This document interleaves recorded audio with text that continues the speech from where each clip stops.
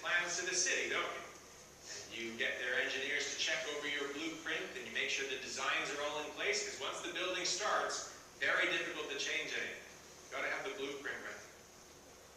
And the blueprint of the transformed Christian life is right here in verse 10.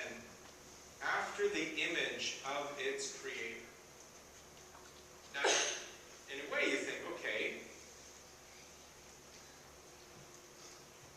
Adam and Eve and all the human race that descends from them were created in the image of God. We bear the image of God today, whether you know it or not, whether you're a Christian or not.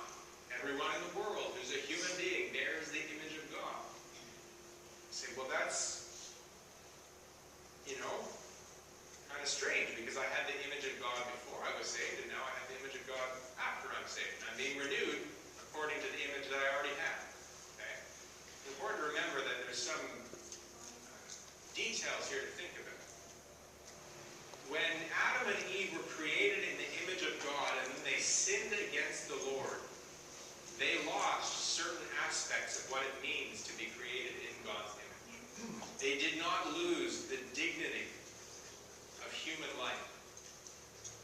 After Adam and Eve sinned in the days of Noah, God told Noah, murder is to be punishable by death, because man and woman are created in God's image and their life has dignity. That's why it's wrong to kill a fellow human being, because you're killing someone made in God's image. But the scriptures mean something much more than merely the dignity of a human life when it talks about being made in the image of God. You think about Adam and Eve, the holiness that they lived in, the knowledge of God that they lived in, the upright, obedient hearts they had. And then you turn to Colossians 1, verse 15. You think, well, if man and woman were created in God's image, well, what does that really mean? What is the image of God? And we read in verse 15 that Jesus Christ is the image of the invisible God. What that means is when Adam and Eve were created, they weren't just created in the image of God in some general way, where they had reason and conscience and that sort of thing. That's all part of it. What it means is they were created in likeness to Jesus Christ. They were created like God the Son in some very specific ways. Their relationship to God was patterned after the loving relationship of God the Son to God the Father. Their joy in the Lord, their fellowship with Him, their life of prayer and thanksgiving was in a wonderful way an outflow of the relationship of love that God the Father and God the Son already enjoyed for eternity before the world was made. That's what Adam and Eve had. They had that kind of life. And they lost it. They not merely lost it, they threw it back in God's face and desired not to have His image in that way, but rather to replace Him and become like God by kicking God off His throne and living life on their own terms. The opposite of the Son's relationship to the Father right there. There is no discord, no violence in God the Father's relationship with the Son. God the Son loves His Father. God the Father loves His Son.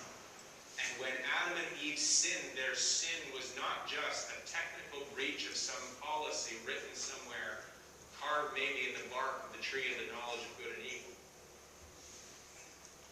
It was a dirty, filthy, and shockingly horrifying offense against a God who created them to enjoy something of His own life and love. That's what they lost.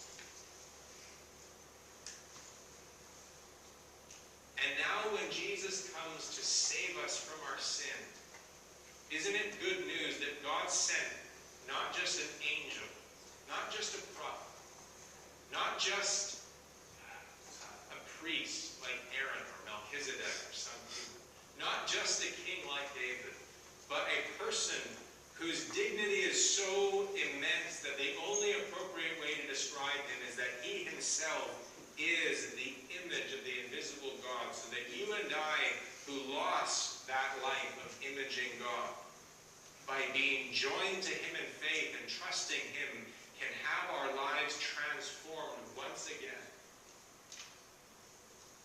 to be image bearers, to be like him. You see, when Jesus died and rose again, it's not just that that was some illegal transaction where our sin was dealt with and we were granted the blessing of new life, but then we never actually speak with God. That's the courtroom metaphor there. That's a good one, but it's not everything. What happened when Jesus died, Paul says, is that we were crucified with him. Our life was dramatically changed.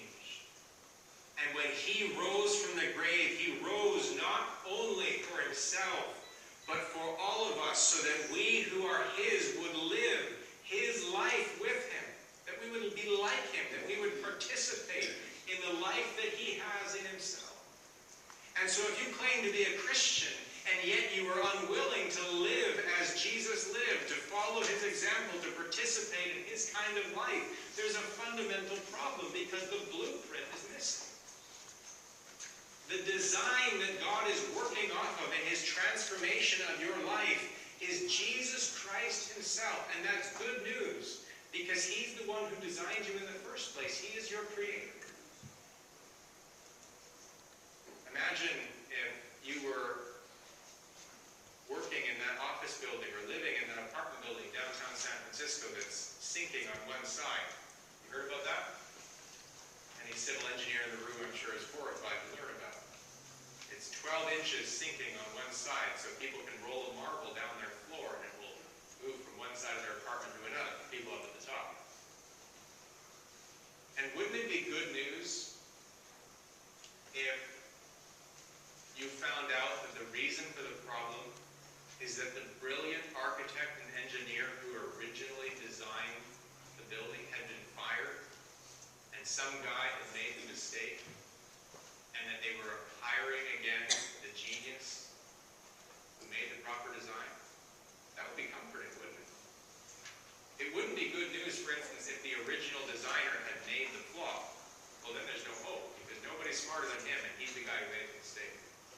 But if the reason for the problem is that the original brilliant architect was fired and there was a problem that somebody else introduced, and we're going to hire the first guy to come back and put it right, well, then you can rest easy, can't you? He knows this building. He knows the way it should have been done. He knows the design. He's going to have the ability, the authority, and the power to make it happen. That's what's happening in us. The original creator has come to recreate us in the image of God, so that now you and I, who lived lives of sexual immorality, impurity, passion, evil desire, covetousness, anger, wrath, malice, slander, obscene talk, and lying to one another,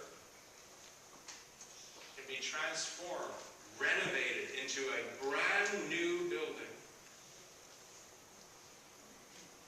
that once again looks like God, and specifically once again looks like Jesus Christ.